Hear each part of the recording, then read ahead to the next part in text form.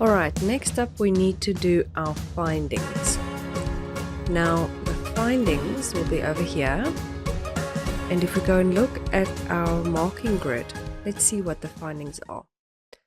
Our findings and recommendations need to be clear and effectively address the original problem or investigation, needs to convey knowledge gained, and needs to be your understanding of the problem and investigation, as well as some new thoughtful ideas or insights that address the problem. So you get marks for them being clearly stated, effectively address or support the original problem, they convey knowledge, and they include some new ideas. So you need to make 2 findings. Okay, finding 1, finding 2, and this is 100% your opinion. Okay.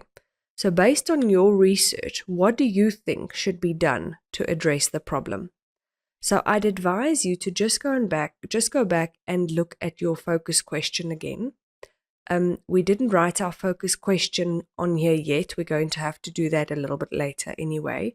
But if we just look at our focus question again, the focus question was, how can digital citizenship be promoted to instill the safe and responsible use of online activities for young people?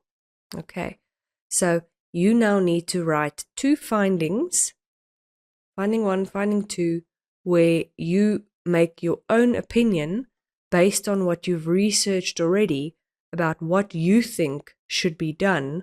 It's a finding or a recommendation. So recommendation almost makes it a bit more clear about what you need to do. You recommend that this and this and this should be done in order to achieve this goal. If we look at the problem, at the focus question, for safe and responsible use of online activities for young people.